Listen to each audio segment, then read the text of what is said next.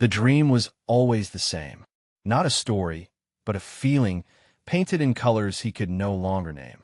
A cascade of warmth, like sunlight on skin after a long winter. The scent of rain on dry earth. And something else, something sweet, like flowers he had never seen. And then the face. A woman's face, framed by hair the color of dying embers. Her eyes, the shade of a forest canopy, were filled with a light that seemed to pour directly into him, filling the hollow spaces within his soul. She was smiling, a silent laugh that made the corners of her eyes crinkle. And her lips were moving, forming a word. A sound. A name. Anna. He woke with a gasp, the name a ghost on his tongue. The rough wool of the blanket scratched at his chin. Cold air bit at his exposed skin. The dream, so vibrant and real, dissolved like mist, leaving behind only its lingering perfume and an ache in his chest so profound it felt like a physical wound. He was back in the dormitory. The great hall of the old town building, as the elders called it. Rows of cots, filled with sleeping forms, stretched out in the cavernous space. The air was thick with the scent of unwashed bodies, wood smoke, and the faint, dusty smell of things left behind. The blankness. He sat up, his heart a frantic drum against his ribs. He looked around at the others. There was Stone, a man whose hands were calloused from shaping flint. There was Weaver, a woman whose fingers were perpetually stained with berry juice, her expression always one of serene focus. They slept the sleep of the empty. A peaceful, untroubled slumber he had once envied. Now it terrified him. They called him Reader. He'd been found, a lifetime ago, huddled in the husk of a building filled with decaying paper rectangles covered in tiny, meaningless black marks. He'd been clutching one, staring at it with an intensity that had frightened his rescuers. The name had stuck. It was a better name than some, better than Limp or Scar. But it felt like a costume, something he wore over the vast, gaping nothingness of who he truly was. Who were they? This question was the great, unspoken taboo of their world. The great blank had taken everything. Not just names and histories, but skills, relationships, love, hate. One morning, the world had woken up as a planet of strangers. The first days, as the elders recounted, were chaos. Panic, a wordless terror as people looked at their own hands and saw the tools of a stranger. They looked at the faces of their children, their spouses, their parents, and felt nothing but the bewildered fear of a cornered animal. Now there was order, a fragile peace built on the simple laws of survival. We gather, we share, we work. We do not ask about the before. The past is a dark ocean, and to look into it for too long is to risk being pulled under. But his dreams were pulling him under. They had started as whispers, fragments of color and sound. Now they were becoming stories. Stories with a face. A name. Anna. He swung his legs over the side of the cot, his bare feet meeting the cold, unforgiving stone floor. He had to get out. The silence of the dormitory was too loud, filled with the snores and murmurs of people who didn't remember what it was to scream. He slipped on his worn leather boots and pulled a heavy cloak over his thin tunic. Outside, the pre-dawn air was sharp and clean. A sliver of moon hung in the ink-black sky, illuminating the skeletal remains of the before-time. Twisted metal towers clawed at the heavens, dark and silent. The husks of automated carriages lay dormant in the streets, monuments to a speed and purpose they could no longer comprehend. Their settlement, haven, was a small circle of light and life carved out of the heart of a dead city. He walked, his steps echoing in the unnatural quiet. He didn't know where he was going, only that he needed to move. The name, Anna, pulsed in his mind with every beat of his heart. It felt more real than his own name, Reader. It felt like home.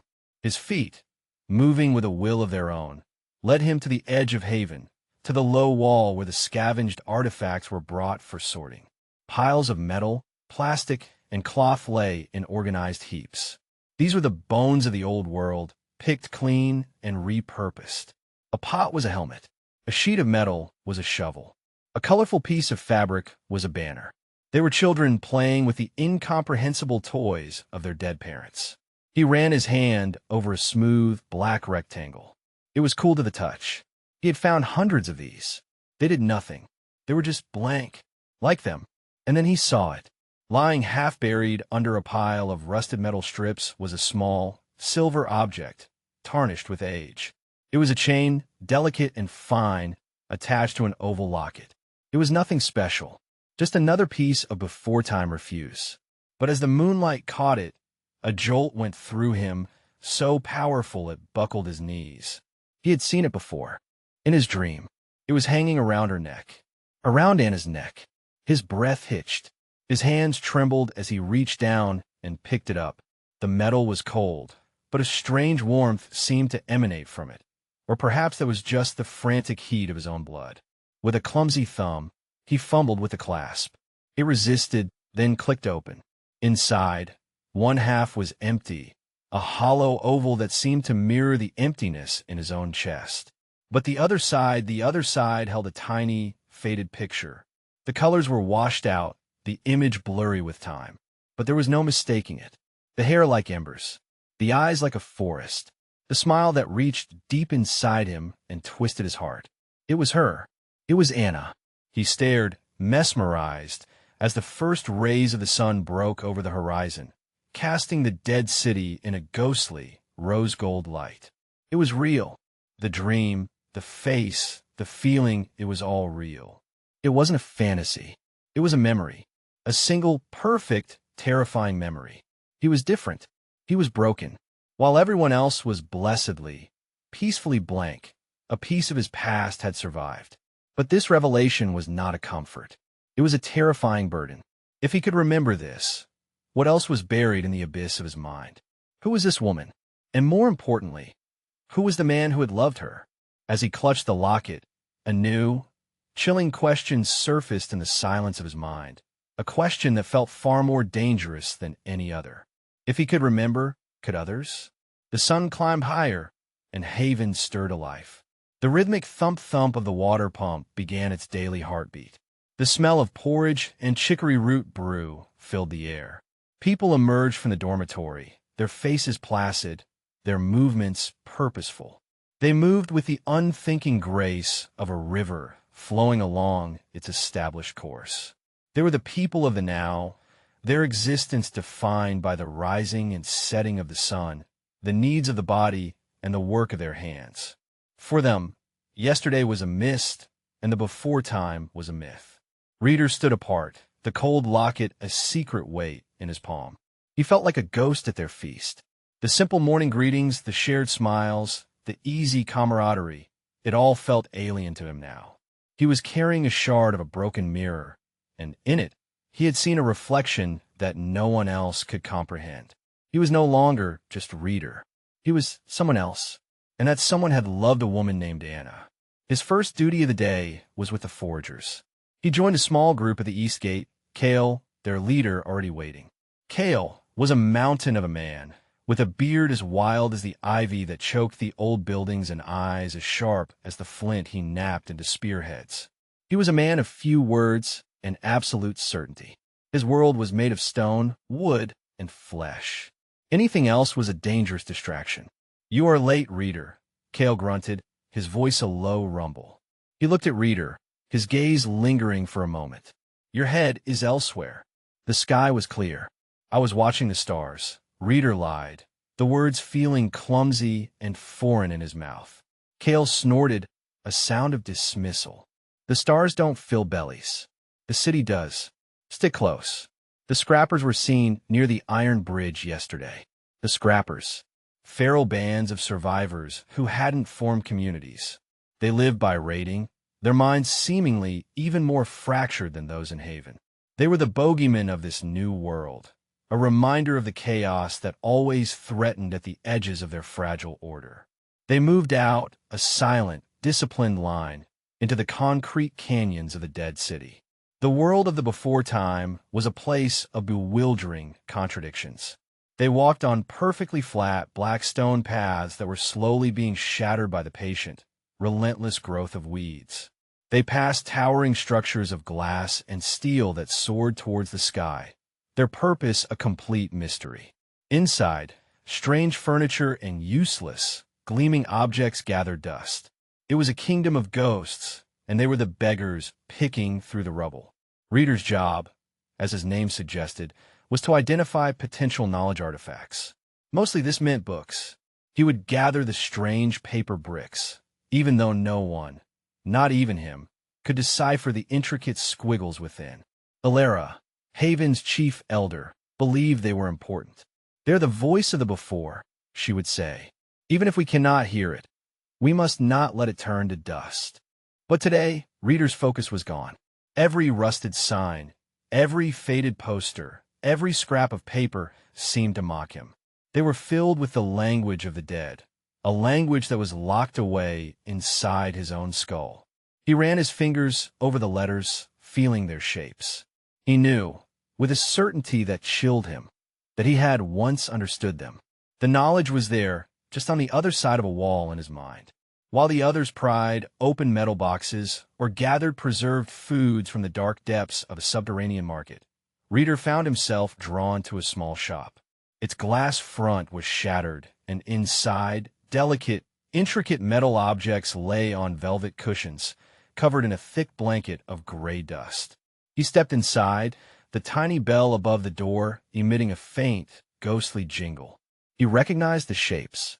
Rings, necklaces, bracelets. This was a place for adornments. A place like the one where the locket might have come from. He moved through the small space, his heart pounding. He was not just scavenging for the community now. He was searching for himself. He ran a hand over a dusty countertop, and his fingers brushed against something hard and rectangular. A small, leather-bound book, an agenda or a diary. He opened it. The same incomprehensible script filled the pages, but it was different from the print in the books. It was flowing, connected. It was handwriting. Someone's thoughts, secrets, and appointments, now as meaningless as the chirping of a bird. He was about to discard it when he felt something tucked into the back. A small, folded piece of thick paper. He carefully unfolded it. It wasn't writing. It was a drawing. A map. It was crudely drawn, but the landmarks were unmistakable. The Iron Bridge. The Twin Towers, two identical skyscrapers that stood in the city center. The Sunken Garden, a park that had been built below street level. And then there was a circle, drawn in red, around a complex of buildings he didn't recognize, far to the north. Next to the circle was a single, shakily drawn symbol. A stylized letter, Anna. His blood ran cold. This couldn't be a coincidence. The locket, the dream, and now this map. It was a trail leading where? To her? To answers? "Reader, what are you doing? We're moving on." Kale's voice boomed from the street, shattering the silence. Reader quickly folded the map and shoved it deep into his tunic, his heart hammering. He grabbed the diary, a potential knowledge artifact, a perfect excuse, and hurried out to rejoin the group. Kale gave him a suspicious glare, but said nothing more. That evening, back in the relative safety of Haven, the community gathered for the evening meal. Alara stood before them, her presence commanding a natural respect. Her hair was streaked with gray, and her face was a roadmap of worry and resilience. She was the architect of their peace, the keeper of their new laws. "We have food for another day," she announced, her voice clear and strong. "The forgers were successful. The weavers have made new blankets for the coming cold. We survive because we work as one. We look forward, not back." She paused, her eyes sweeping over the assembled faces, and they seemed to linger on Reader. "There are stories," she continued, her tone hardening slightly, "whispers of the before. Some of you have dreams, flashes of color, echoes of sound. This is the poison of the past trying to seep back in. Do not listen. Do not indulge them. The before time ended for a reason. It was a world of pain and noise, of sorrow and division. We are the children of the silence. Our strength is in our emptiness. Our future is a blank page, and we will write a better story. This is the first and greatest law of Haven." Her words were meant to be a comfort, a balm. But to Reader, they were chains. He He felt the gazes of others on him. Had they noticed his distraction? His change? The community was a living organism, and he was suddenly a foreign cell, a mutation. He clutched the locket in his pocket, its sharp edge digging into his palm. Alara spoke of a blank page, but his page was no longer blank. It had a face drawn on it. It had a name written on it. And now he had a map. He looked at Alara, the woman who had built this sanctuary on the foundation of forgetting. He looked at Kale, the man who defended it with his strength. He looked at the peaceful, blank faces around the fire. They had found peace in the void. He had found a torment. Alara's law was clear. The past is poison. But the locket felt like an antidote. The map felt like a prescription. He was faced with a choice that went against the very core of their society. To obey the laws of forgetting and remain safe in his ignorance, or to follow the ghost of a memory into the unknown, risking not only his life but the fragile peace of the only home he had ever known. He slipped the locket from his pocket, shielding it from view. Inside the little metal heart, he saw the blurry face of Anna. Then, he noticed something he had missed before. Tucked behind the tiny picture was another, even smaller, folded piece of paper. His fingers, clumsy with a mix of fear and excitement, carefully extracted it. It wasn't a map. It was a single word, written in the same flowing hand as the diary. A word he somehow, impossibly understood. Remember. The command was absolute, a stark contradiction to Alara's law. But remember what? The love for this woman? Or something far, far greater? As he stared at the world around him seemed to fade, and a chilling thought solidified in his mind. What if the great blank wasn't a random cataclysm? What if it was a lock? And what if he had just found the key? The days that followed were a special kind of torture. Reader moved through his life in Haven like a phantom, performing his duties with mechanical precision while his mind spun in a vortex of questions. He was a man living in two worlds. One was the solid, tangible reality of Haven, the smell of stew, the texture of rough-spun cloth, the weight of a stone in his hand. The other was an ethereal, shimmering world of maybes and what-ifs, a world populated by a single ghost named Anna. At night, sleep offered no respite. It was an open door to the past. The dreams came more frequently now, more coherent. He saw flashes of a sterile white room, filled with gleaming metal machines that hummed with a low energy. He saw Anna, not smiling, but looking at him with an expression of profound sadness, her hand pressed against a thick pane of glass. He saw his own hand, on the other side, mirroring hers. There was no sound, only the crushing weight of silent goodbye. He would wake up with his cheeks wet, the salt of tears a taste he was having to learn all over again. His greatest fear was the blankness itself. It was a living entity in his mind, a vast, silent predator that had consumed his identity.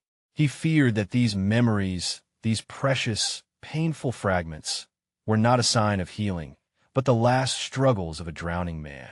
What if they faded? What if he woke up one morning and the name Anna was just a sound again, the face just a blur? The thought of returning to that placid emptiness, of losing this vital, agonizing connection, was more terrifying than any scrapper or crumbling ruin. This fear spurred him to action. In secret, during the quiet hours after the evening meal, he would retreat to the library, the place that had given him his name. It was a tomb of knowledge, a monument to a forgotten god. He would light a single tallow candle, its small flame a defiant pinprick against the overwhelming darkness. He had the children's books he'd collected, the ones with large, simple letters and colorful pictures. A is for apple, B is for ball, C is for cat. He would trace the letters with his finger, whispering the sound aloud. He matched the word APPLE to the picture of the round, red fruit. He forced the connection, hammering the nail of knowledge into the wood of his ignorance. It was brutally difficult. His mind felt stiff, uncooperative, like a limb that had been asleep for a lifetime. But the word he'd found in the locket, remember, was his Rosetta Stone. He knew the shape of R, the curve of E, the straight lines of M. He used it to decipher other letters, other words. Slowly, painstakingly, The black squiggles began to yield their secrets. Sunday sky. Run. See. Jane. Run. Each new word was a victory, a tiny piece of the old world reclaimed. But it was also isolating. This secret knowledge was a wall he was building between himself and everyone else. He could see the suspicion in their eyes. Weaver would watch him with a gentle pity, as if he were ill. Cale's gaze was hard, judgmental. He was breaking the unspoken covenant. He was looking into the abyss. His inner conflict raged. Part of him yearned to confess, to show the locket to Alara, to share the burden of the map. He craved the relief of acceptance, of being understood. He wanted to tell them that the past wasn't just pain and noise, that it held a love so powerful it could survive the end of the world. He wanted to believe that if they just knew, they would help him. But he knew they wouldn't. He could hear Alara's voice in his head, calm and resolute. It's an echo, reader, a phantom limb. You are hurting yourself by trying to feel what is no longer there. Let go, for your own sake, for ours. She would see the locket not as a key, but as a poison. She would see the map not as a path to answers, but a road to ruin. She had built Haven on the bedrock of forgetting, and he was trying to plant a tree of memory right in its foundation. The roots would tear it all apart. So he remained silent. He carried his ghost alone. The locket became a talisman, a constant, physical reminder of his quest. He would hold it when the fear and loneliness became too much, its smooth, cool surface a comfort. He would open it and stare at Anna's face, trying to dredge up more details. The exact shade of her eyes, the sound of her voice. Did she love him? Was he her husband, her brother, her son? The not knowing was a physical ache. One evening, as he was poring over a book, he found a new word. Love. The book defined it with a simple picture, two figures holding hands, with a red heart floating between them. He stared at the word, then at the locket. Love. It was the name for the warmth, the light, the feeling that flooded him whenever he dreamed of Anna. It was the missing piece. He wasn't just remembering a person. He was remembering an emotion that had been wiped from the world. An emotion so powerful it could make a person cross a dead city, defy their leaders, and risk everything for a ghost. His decision crystallized in that moment. The conflict was over. He could not stay in Haven. He could not live a half-life, pretending to be blank while his soul was screaming with resurrected feeling. His place was not here, among the peacefully empty. His place was at the end of that map. Whatever was there, Anna's grave, the home they shared, or the answers to the great blank itself. He had to find it. To live without trying would be a betrayal of the woman in the locket, and a betrayal of the man he was slowly, painfully becoming. He closed the book. The candle flame flickered, casting his shadow long and distorted on the shelves behind him. The shadow of a man alone. He knew the journey would be perilous. He was no warrior like Cale, no forger with an instinct for survival. He was just a reader, a man of thoughts in a world that demanded action. He would have to go alone. He would have to leave the only safety he had ever known and walk in the arms of the unknown. He packed a small bag with dried meat, a water skin, and his precious children's books. He tucked the map and the locket safely inside his tunic. He felt a profound sadness, a grief for the home he was about to lose. But beneath the sadness was a foundation of resolve, as solid and unshakable as the floor beneath his feet. As he stood at the edge of the dormitory, ready to slip out into the night, a voice cut through the darkness. Running away won't make the ghosts any quieter. He froze, turning to see Alara standing in the shadows of a great stone pillar, her arms crossed. She wasn't angry. Her expression was one of deep, weary sorrow. She had been watching him. She knew. How long had she known he was different? And if she knew, why hadn't she stopped him before now? The silence that stretched between them was heavier than the stone walls of the great hall. Alara stepped out of the shadows, her face etched with a sorrow that seemed ancient. She didn't look at him with condemnation, but with the weary resignation of a mother watching a child chase a butterfly towards a cliff edge. I have seen in your eyes for weeks, reader, she said, her voice a low murmur that wouldn't carry to the sleeping cots. A flicker where there should be blankness. You carry the before time in you. I'd hoped it would fade. Reader's hand instinctively went to his chest, where the locket and map were hidden. He felt exposed, his most precious secret laid bare. I have to know, he whispered, the words feeling inadequate to convey the all-consuming need that drove him. I have to know who she was, who I was. And what if you were no one special? Alara countered, her voice gentle but firm as steel. What if you were a baker? A street sweeper? What if you were a thief? Or a killer? The past is not a treasure chest, reader. It is a mass grave of identities. Some beautiful, most mundane, many monstrous. Are you prepared to find a monster wearing your face? Her words were a cold shock. He had only imagined a past filled with the warmth of his dreams, a life centered around the love he felt for Anna. He had never considered the darkness. What if the man in the mirror was someone to be feared? The thought was paralyzing. It doesn't matter, he finally said, his voice shaking but resolute. Even a monster deserves to know his own name. To live in this gray twilight, it is not living. It is waiting. I am tired of waiting. Alara held his gaze for a long moment, a silent battle of wills passing between them.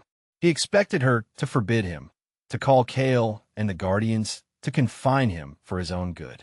Instead, she let out a long, slow sigh, a sound of profound defeat. The desire to know is the oldest human instinct, she said softly. It is the one thing the great blank could not erase. I cannot command it out of you, but I will not help you in Danger Haven. If you leave alone. The gate will be barred behind you. You will be in exile. The finality of her words hit him like a physical blow. Exile, to be cast out truly and completely alone. Yet, it was the price he had already decided to pay. He gave her a single, sharp nod. I understand. Do you? She asked, a flicker of something unreadable in her eyes. I hope you find what you are looking for, reader. And I hope, for your sake, that it is worth the cost. With that, she turned and melted back into the shadows, leaving him alone with his choice and her blessing, which felt more like a curse. He slipped out of the east gate like a thief in the night. The heavy wooden bar thudded into place behind him, the sound echoing in the silent street, sealing his fate. He was outside the walls. He was alone. The dead city, which had always seemed like a vast, explorable ruin, now felt like a predator, its dark windows like 1,000 watching eyes. The first few hours were a torment of second-guessing. Every gust of wind sounded like the whispers of scrappers. Every shadow seemed to hold a hunched, waiting figure. His skills were academic, cerebral. He knew the shape of the word danger, but he did not know its feel, its smell. He navigated by the moon and the vague outline of the map in his memory, heading north towards the Iron Bridge. By the time the sun rose, he was exhausted, hungry, and terrified. He found shelter in the hollowed-out shell of an automated bus, huddled in a corner, chewing on a piece of dry meat that tasted like ashes in his mouth. This was madness. Alara was right. He was a fool, chasing a ghost. He was about to give in to despair, to crawl back to the gates of Haven and beg for forgiveness, when he pulled out the locket. He opened it, and his face, faded and small, seemed to fill his vision. The memory of her sad smile in the white room flooded him. He was not just doing this for himself. He was doing it for her, for the silent goodbye that demanded a reunion. Strengthened by this resolve, he pressed on. He crossed the Iron Bridge, a monstrous skeleton of rust arching over a stagnant, brown river. He moved through a district where the buildings were charred and blackened, evidence of a great fire from a time he couldn't recall. He was learning the city's geography, but also its dangers. He learned to walk on the balls of his feet, to stay in the shadows, to listen to the silence. On the third day, his luck ran out. He was picking his way through a collapsed overpass, a tangled mess of concrete and rebar, when he heard a scraping sound from below. He froze. Peering through a gap, he saw them. For figures, dressed in rags and mismatched pieces of armor scavenged from the city's refuse. Scrappers. One of them looked up, his eyes, wild and hungry, locking directly onto readers. A raw, guttural shout went up. They began to swarm up the collapsed ramp, moving with a feral agility that spoke of a life of pure instinct. Panic, cold and absolute, seized him. He turned and ran, stumbling over rubble, his lungs burning. They were faster, more sure-footed in this terrain. He could hear their ragged breaths, their eager grunts, getting closer. He burst out onto a wide, open plaza, a dead end. He was cornered. He turned, his back against a cold stone wall, his heart hammering against his ribs, as if trying to escape his body. The scrappers fanned out, circling him, their lips pulled back in predatory snarls. They held crude weapons, sharpened pipes, heavy wrenches. This was it. His quest, his life, was about to end here in this forgotten square for the sake of a few strips of dried meat and a water skin. Then a sound cut through the tension.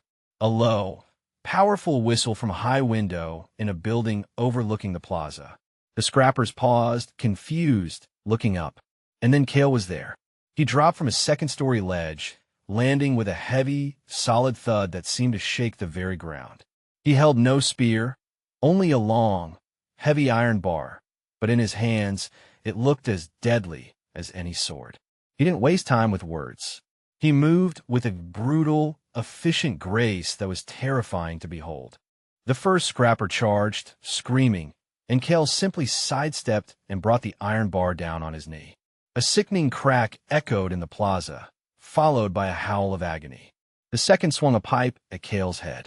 Cale blocked it with his forearm, the impact ringing like a bell, and drove his other fist into the man's throat. The man collapsed, gagging. The remaining two, their predatory confidence shattered, exchanged a look of pure terror. They dropped their weapons and fled, disappearing back into the concrete jungle. Cale stood over the groaning forms, his chest heaving, his eyes blazing with a cold fire. He turned his gaze on Reeder, who was still pressed against the wall, trembling. Alara was right. Cale's voice was a low growl, thick with contempt. "You are a fool. You would not have lasted another hour." Reeder could only stare, his mind reeling. "Cale, why are you here?" "Alara," he grunted, wiping a smear of grime from his cheek. "She exiled you, but she did not forbid me from my duty. And my duty is to protect the people of Haven from their own stupidity." He kicked at a piece of rubble. She said, "He will not listen to reason. So let him see the reality. Then follow him. Keep him alive. Bring the fool home when his fantasy breaks against the world." Reeder's heart sank. He wasn't free. He was on a leash. Alara hadn't let him go.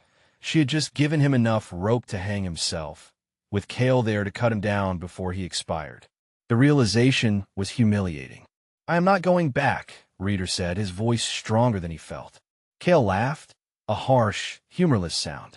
"You have no choice. Your journey is over." "No," Reeder insisted, pushing himself off the wall.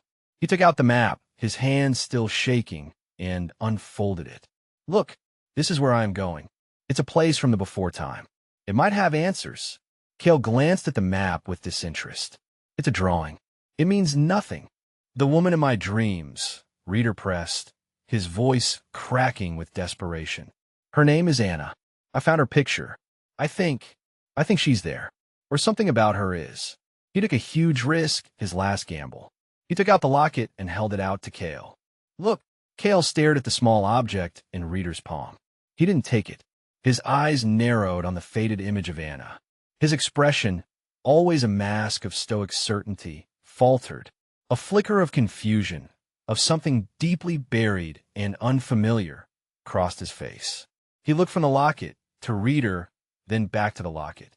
"Her face," Cale whispered, the sound so soft it was almost lost in the wind. "I have seen it."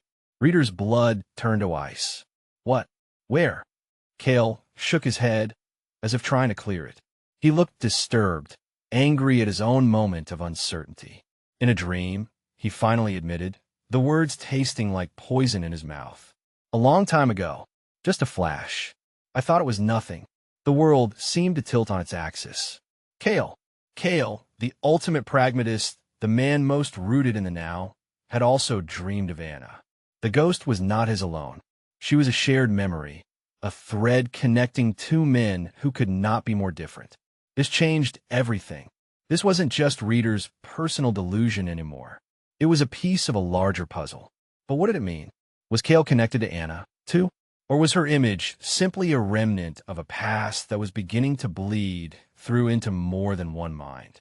Kale's confession hung in the air between them, a fragile bridge over a chasm of disbelief. The stoic guardian, the man who lived by the tangible realities of muscle and stone, had been touched by the same ghost that haunted Reader.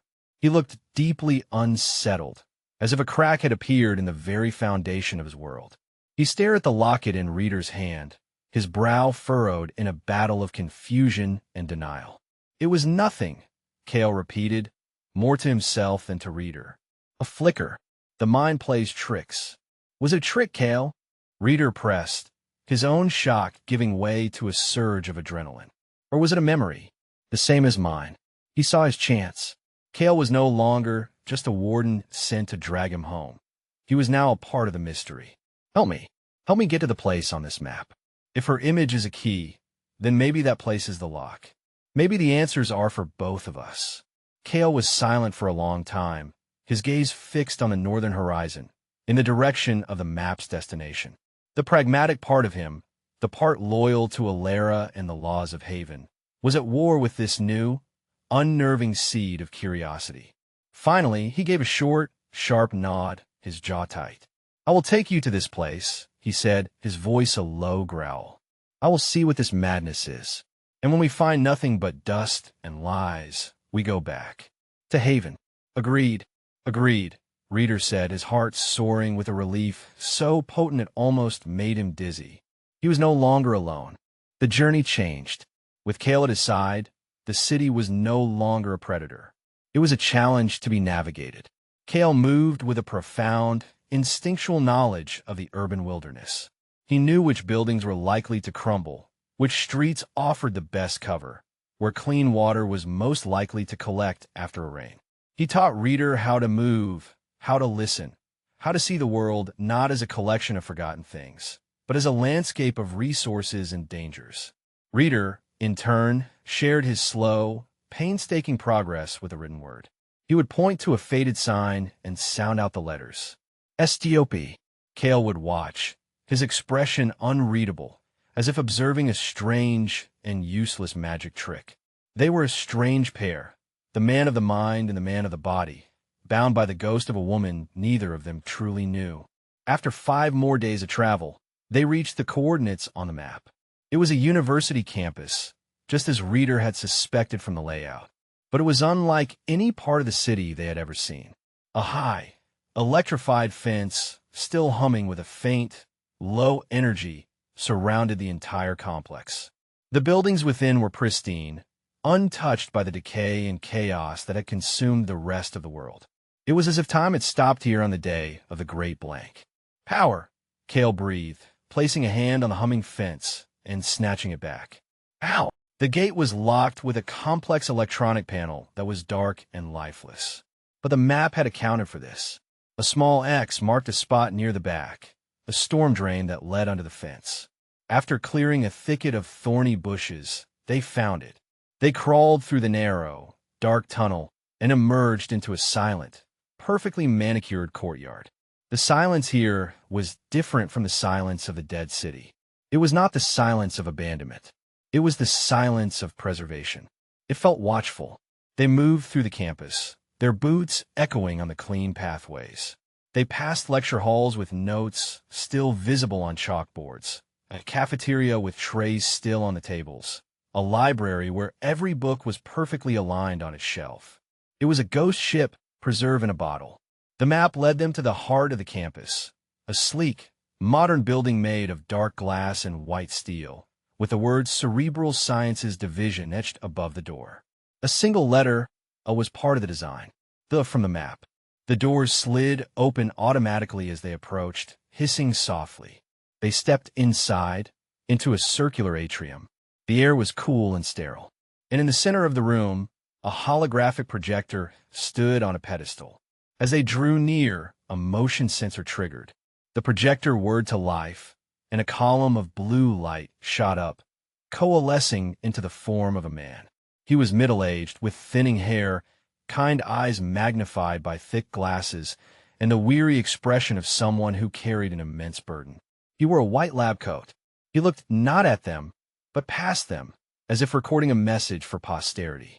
"If you are seeing this," the hologram began, his voice calm and sorrowful, "then something has gone either wonderfully right or terribly wrong. My name is Dr. Thorn, and I am the architect of your ignorance." Reader and Kale stood frozen, mesmerized by the ghost of light. "For centuries," Thorn continued, "humanity was a species trapped in a cycle of its own making. We built wonders, we created art of breathtaking beauty, we loved with a depth that touched the divine. But we also carried an unending legacy of trauma. War, hatred, bigotry, revenge. These were not aberrations. They were coded into our collective memory, passed down from one generation to the next. We built our societies on foundations of ancient grudges. We taught our children our fears. We were drowning in our own history." The hologram gestured around the empty room. "Here, in this facility, we sought a cure. Not a cure for a disease of the body, but for a disease of the mind. The disease of memory. We called it Project Tabula Rasa, a blank slate." Reader felt the blood drain for his face. Alara's words came back to him. The before time ended for a reason. She had been more right than she could ever have known. "We developed a resonant frequency," Dr. Thorne explained, his voice heavy with the weight of his confession. "A globally broadcast signal that would selectively target and neutralize the neural pathways responsible for episodic and semantic memory. Not instinctual knowledge. You did not forget how to walk or breathe. But everything else, your name, your family, your history, your grudges, all of it gone. We believed it was the only way. A radical, terrifying, but ultimately compassionate act. A global reset. A chance to start again, free from the chains of the past." Kale let out a low curse, his hand clenching into a fist. He was staring at the hologram with a look of pure fury. Their entire existence, their empty minds, their struggle for survival. It wasn't a cataclysm. It was a procedure, an experiment. There were subjects in a grand, arrogant design. "We knew the risks," Thorne said, his image flickering slightly. "A world of helpless children in adult bodies. Chaos. But we had faith in the resilience of the human spirit. Faith that you would form new bonds, new societies, based on cooperation and immediate need, not on ancient hatreds." Reader thought of Haven.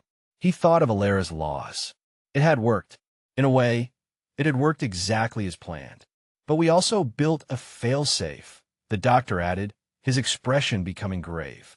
"We could not bring ourselves to destroy the past entirely. The cure had to be reversible. In the central spire of this facility, the Kronos Tower, is a counter-frequency emitter. It can undo what we have done. It can give you your memories back." Reader's heart leaped. The answer, the cure for his emptiness. "But I must give you a warning," Dr. Thorne said, his voice dropping to a near whisper, his eyes seeming to bore directly into Reader. "A warning I pray you will heed. If you activate this device, you will not just be restoring the memory of a beloved spouse or a child's first steps. You will be restoring everything. The man you hated, the war your country fought, the reasons you despised your neighbor, the petty jealousies, the crippling traumas, the institutionalized hatreds. You will be reopening Pandora's box. Our hope was that you would live for generations, building a new, better world, and that this failsafe would never be found. That you would choose the piece of the blank slate over the beautiful, terrible, agonizing burden of being human." The hologram flickered and died, leaving them in the sterile silence of the atrium. Reader's mind was reeling. A choice. They could restore everyone's memory. He could know Anna's name, their life together. He could be whole again.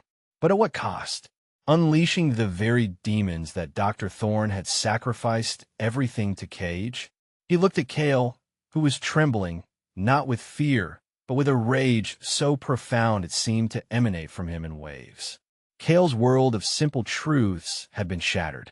He was not a man forged by nature, but a lab rat neutered by science. Before Reader could say anything, Kale spoke, his voice dangerously low. "They took it," he grated out. "They took everything. My life. My family. They had no right. His eyes, filled with a terrifying fire, met Reader's.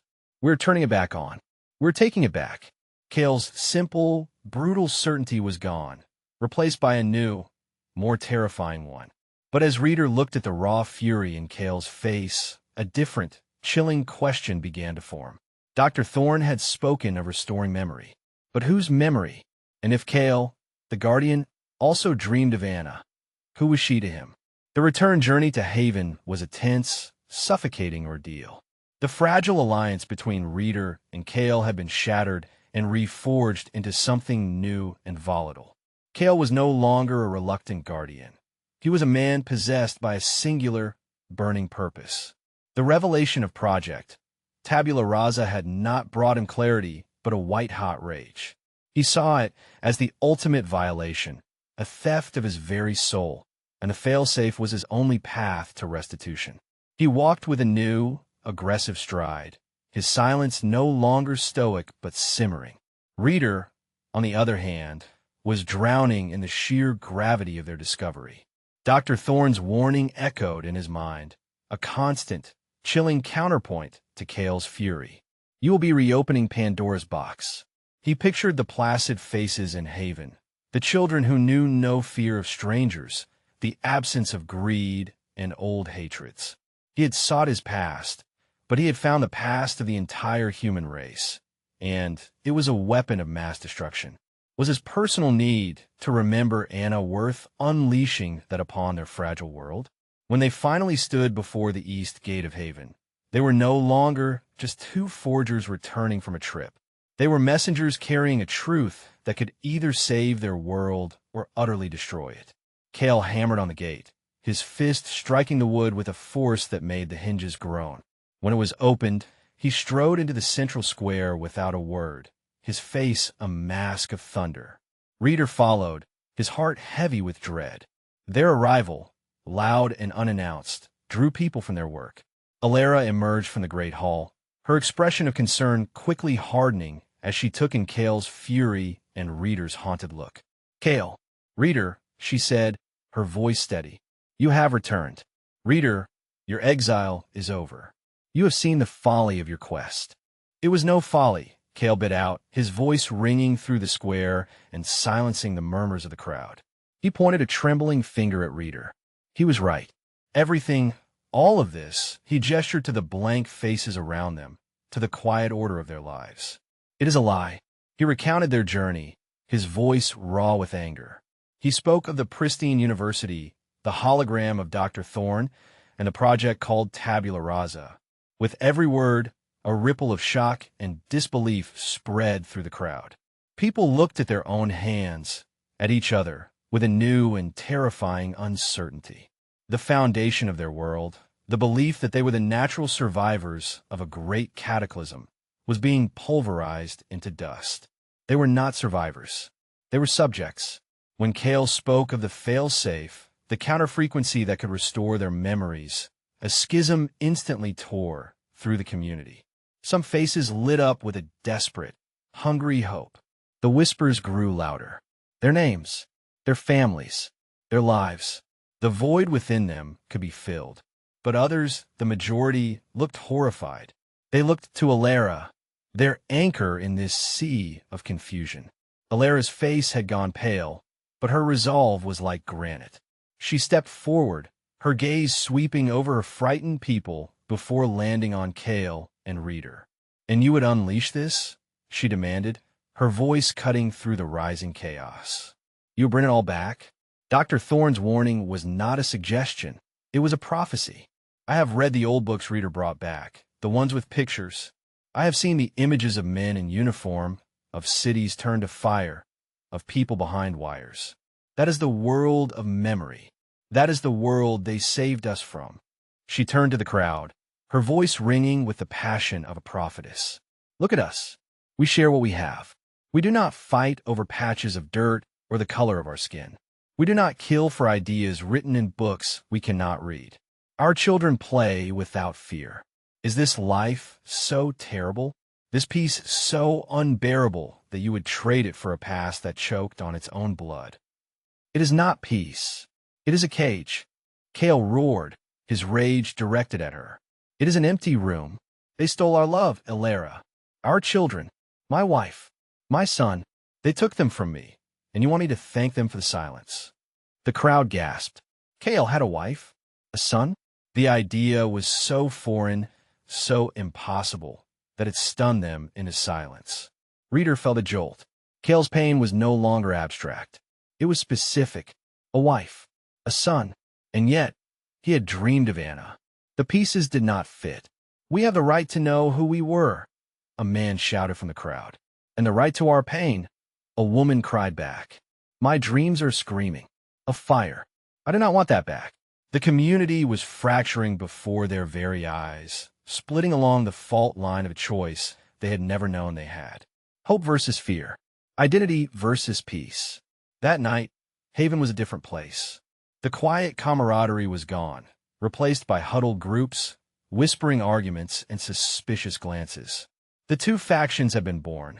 The Rememberers, who saw the failsafe as a sacred right, and the Forgers, who saw it as an apocalyptic threat.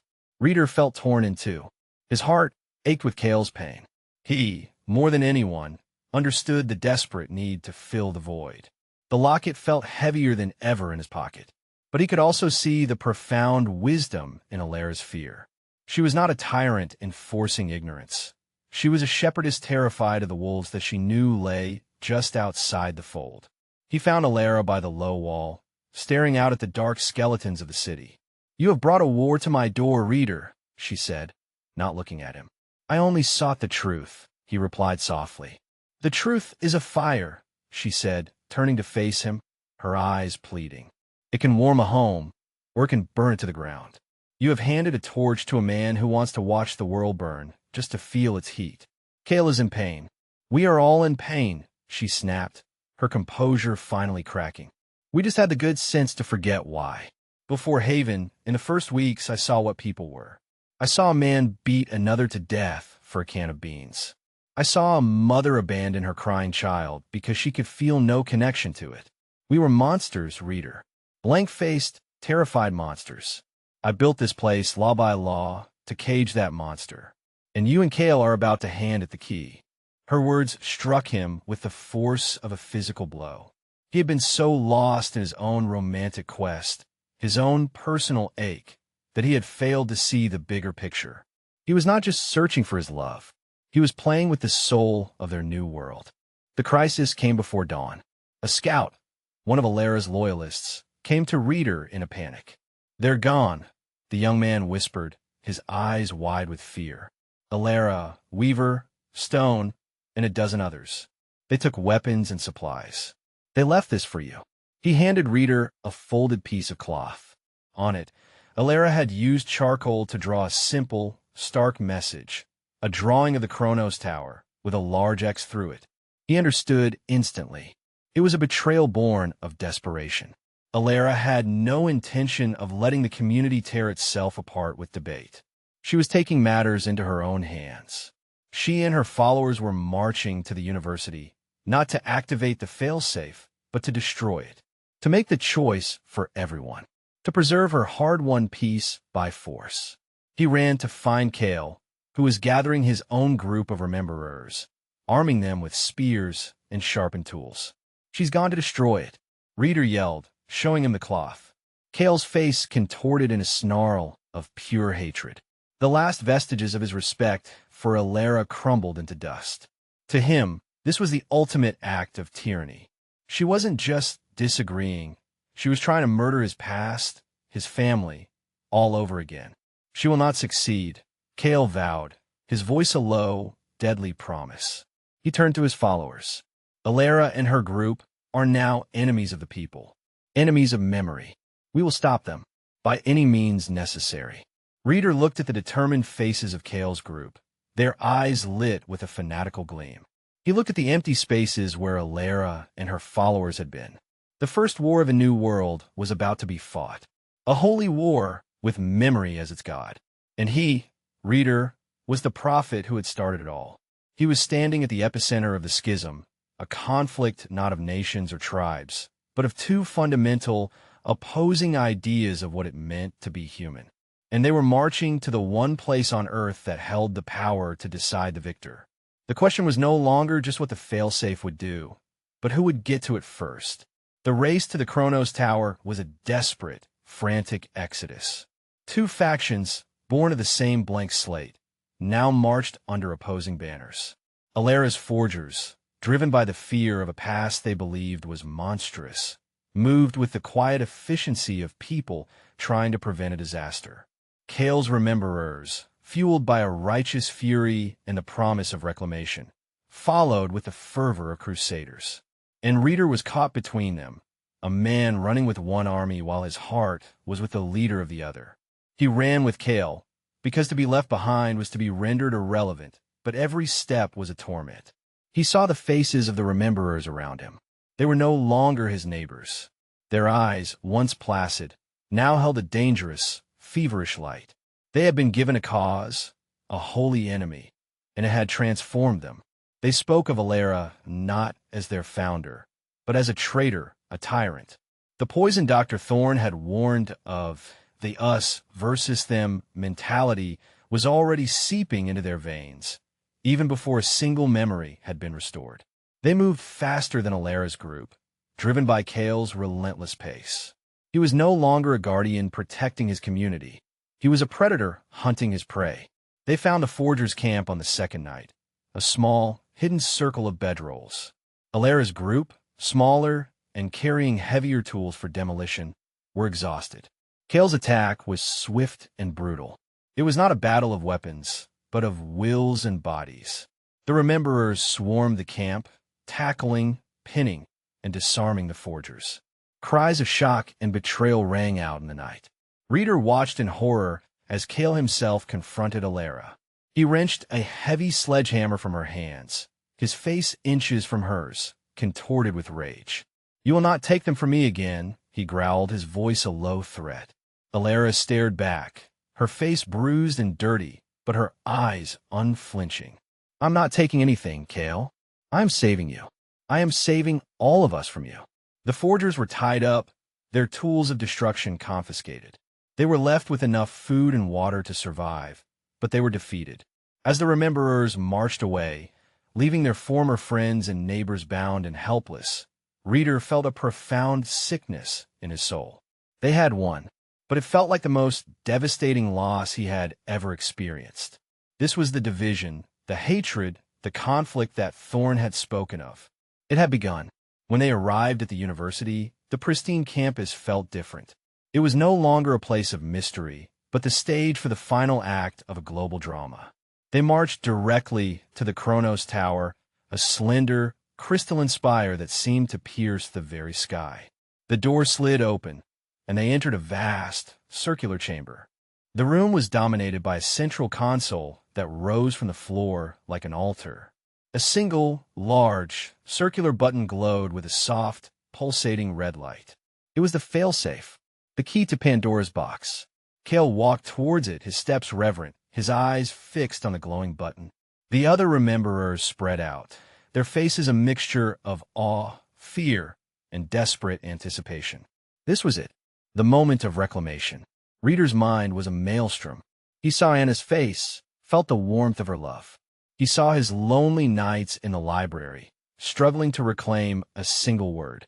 His entire being screamed for him to let Kale press the button, to be whole again, to know.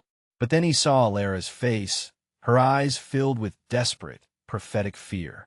He saw the faces of the forgers, bound and betrayed. He saw the children of Haven, their innocent peace about to be shattered by the sins of 1,000 forgotten generations. He heard Dr. Thorne's sorrowful warning, the beautiful, terrible, agonizing burden of being human. "Kale, wait," Reader said, his voice hoarse. Kale paused, his hand hovering inches above the button. He turned slowly, his eyes burning with an intensity that was almost inhuman. "Do not stand in my way, Reader. You of all people. This was your quest." It was, Reader admitted, stepping forward until he stood between Kale and the console. "I want to know who I was, but I never wanted this. This is not reclamation. This is madness. Look at what we did to Alera's group. Look at what this quest has already turned us into. It turned us into people who fight for what is theirs. Kale roared. They stole our lives. Our families. I had a wife. A son. Their faces are gone. Their names are gone. Do you understand? I want them back. A thought, a terrible suspicion that had been growing in Reader's mind, finally broke the surface. It was a desperate last-ditch attempt to stop the unstoppable. And Anna? Reader asked, his voice quiet but sharp. What about Anna? You saw her face in your dreams, Kale. Who was she to you? Kale froze. The question struck him like a physical blow. His rage faltered, replaced by a flicker of the same confusion he'd shown in the plaza. He looked at Reader, then at the locket that was still visible around Reader's neck. I don't know, he stammered, the admission costing him dearly. She was important. The feeling, it was love. Reader finished for him. It was love. I felt it too. But Kale, think. If you had a wife, then who was Anna? The unspoken possibility hung in the air, terrible and sharp. What if Anna was Reader's wife? What if the restoration of memory revealed that Kale, in his past life, had loved her too? What if this shared dream wasn't a connection, but the seed of a future conflict? A love triangle resurrected from the grave of their memories, ready to play out with all the pain and jealousy of the old world. You're trying to trick me, Kale snarled, but his conviction was shaken. The simple, righteous anger was now complicated, muddied. I'm not, Reader pleaded, his heart breaking for the man in front of him. I'm asking you to see. This button won't just give you back your son. It will give you back every enemy you ever had. It will give us back the reasons we built weapons and walls. It will give you back 1,000 new reasons to hate, to fight, to kill. Your son, what if he was a soldier in a war, and the man standing next to you was his enemy? What will you do then? Shake his hand? Or kill him? Reader looked around at the faces of the rememberers. They were listening, their fanatical certainty now tainted with doubt. They looked at each other, not as comrades, but as potential strangers, potential enemies. We have a chance, right now, to be better than we were, Reader said, his voice filled with a desperate, passionate sincerity. He held up the locket of Anna. The love I feel for this woman is the most real thing in my life. And I don't need to know my name to feel it. I don't need to know her history. The love survived the blank. That's the part of the past that matters, not the hate. We can build a new world on that feeling. A world where we choose to love, instead of being forced to remember who we are supposed to hate. It was the ultimate choice, laid bare in the sterile, silent tower. To press the button was to reclaim the self, with all its glories and all its horrors. It was to choose the individual over the collective, the past over the future. To refuse was to accept the blank, to remain partial, empty, but to preserve the fragile, innocent peace they had built. It was a choice for all of humanity, and the decision rested on the trembling hand of a man torn between the memory of a son he couldn't picture and the ghost of a woman he might have loved. Kale stared at the button, then at Reader, then at his own empty hands. He was shaking, his face a mask of agony. He had brought them here to reclaim his soul, but now he stood on the precipice, staring into an abyss that promised to give him everything, and in doing so, leave him with nothing. His eyes met Reader's, and they were filled with a terrible, unanswerable question. What do we do? He whispered. What choice could one man possibly make for the entire world? The question hung in the vast, silent chamber of the Kronos Tower, impossibly heavy. What do we do? It was the plea of a man whose certainty had been shattered, the cry of a world holding its breath. Kale, the man of action, the embodiment of raw, physical will, was paralyzed. He looked at the glowing red button, the object of his furious pilgrimage, and for the first time he saw it not as a prize, but as a trigger. Reader looked from Kale's anguished face to the console, and a profound, quiet clarity settled over him. The choice was never about a simple yes or no. It wasn't a binary between ignorance and total recall. Dr. Thorne, in his sorrow, and Alara, in her fear, had only seen two paths. But humanity was never that simple. Neither, Reader said, his voice soft but resonant in the crystalline space. "We don't press it, but we don't destroy it either." He moved past Kale and placed his hands on the cool surface of the console. His fingers, now trained from months of secret study, flew across the interface. The holographic projectors in the room flickered to life, not with Dr. Thorne's image, but with streams of data, complex schematics, and walls of text he could now, miraculously, read. "What are you doing?" Kale asked, his voice a hoarse whisper. Dr. Thorne said they couldn't bring themselves to destroy the past entirely, Reader explained, his mind racing as he navigated the ancient systems. The failsafe wasn't the only thing they saved. "It's all here. Everything." He found it. A directory labeled Archive Athena. He accessed it, and the walls of the chamber transformed. One wall lit up with the breathtaking beauty of the world's art. The smile of the Mona Lisa, the swirling chaos of a Van Gogh sky, the serene face of a Benin bronze. Another wall showed architectural wonders, pyramids, cathedrals, skyscrapers. A third pulsed with the elegant, irrefutable language of mathematics and physics, from Pythagoras to Einstein. And a fourth held literature. The tragedies of Shakespeare, the poetry of Neruda, the philosophies of Plato. It was the soul of a species. The collected knowledge, wisdom, and beauty of 100,000 years, stripped of the personal, painful baggage of individual memory. It was the context without the trauma. "This is what we save," Reader said, his voice thick with emotion as he stared at the wonders surrounding them. "This is the past we give back to our children. Not the memory of who their father hated, but the knowledge of how to build an arch. Not the sting of a forgotten insult, but the melody of a symphony. We become librarians of a lost world, not its resurrected ghosts." He looked at Kale, whose face was illuminated by the glow of 1,000 forgotten masterpieces. The anger had drained from him, replaced by a profound, humbled awe. He was seeing, for the first time, not what he had lost, but what humanity had been. My son," Kale stammered, the words catching in his throat. "You will never know his face," Reader said, and the truth of it was a clean, sharp pain for them both. "You will never hear his voice. That man, the father you were, is gone. But the love you feel for him, the fierce, protective need to give him a better world, that is not gone. It's right here." Reader tapped his own chest. "It survived. Let's build a world worthy of that love, Kale. For all the children, the ones we have now." It was a new Genesis, not a return to the past, but a carefully curated rebirth. They would not be Adams and Eves, cursed with the knowledge of sin. They would be students, slowly, carefully learning the best of what their ancestors had to offer. The choice was made, not by a button, but by a change of heart. Years passed. The Kronos Tower was not destroyed, nor was it used. It became a silent monument, guarded by a new order of which Reader and Kale were the first members, the librarians. They returned to Haven, not as conquerors or saviors, but as teachers. Alara, when they found her and her group, was skeptical at first, her fear of the past deeply ingrained.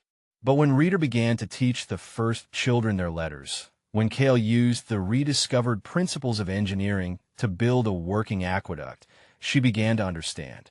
This was not a resurrection of the old world. It was a careful, deliberate education for the new one. The schism healed, slowly. The forgers and the rememberers dissolved back into a single community, united by a new purpose, to learn. Haven grew from a survivalist camp into a town, and then a city. Schools were built. Workshops hummed with rediscovered crafts. The arts, dormant for a generation, were reborn in song and sculpture. They learned of their history, of its wars and its wonders, as a lesson, not a memory, allowing them to choose a better path. Reader became an old man, his hair the color of snow. He never found out who he was. He never knew his own name. He still wore the locket, but its meaning had changed. Anna was no longer a personal ghost to be chased, but a symbol. She was the face of all the personal love that had been lost, the ultimate sacrifice that had purchased their new beginning. His dreams of her never faded, but they were no longer agonizing. They were a sweet, sad reminder of the price of their peace. One afternoon, he sat under a tree he had helped plant, watching a group of children. One of them, a young girl with bright, curious eyes, ran up to him, holding a flower. "Reader," she said, "what was this called in the before time?" He looked at the delicate bloom, a vibrant splash of red. He smiled, a genuine, peaceful smile that reached his old eyes. He did not know its name. It wasn't in any of the books he had read. It was just a flower, beautiful and new in their world. "I don't know," he said, his voice a soft, gentle rasp. "Why don't we give it a name?" He realized, in that moment, that the ultimate resolution wasn't about reclaiming the past or rejecting it. It was about earning the right to create a new one. The great blank had taken their identities, but it had given them a far more precious gift, a second chance. A choice, not to remember, but to become. The ache of his personal loss was still there, a faint, phantom limb of the heart. But it was overshadowed by the profound, quiet joy of a world that was learning, finally, to be better than it was before. He had lost his one, singular love, but in doing so, he had helped the world rediscover how to love at all. And that, he knew, was a story worth remembering.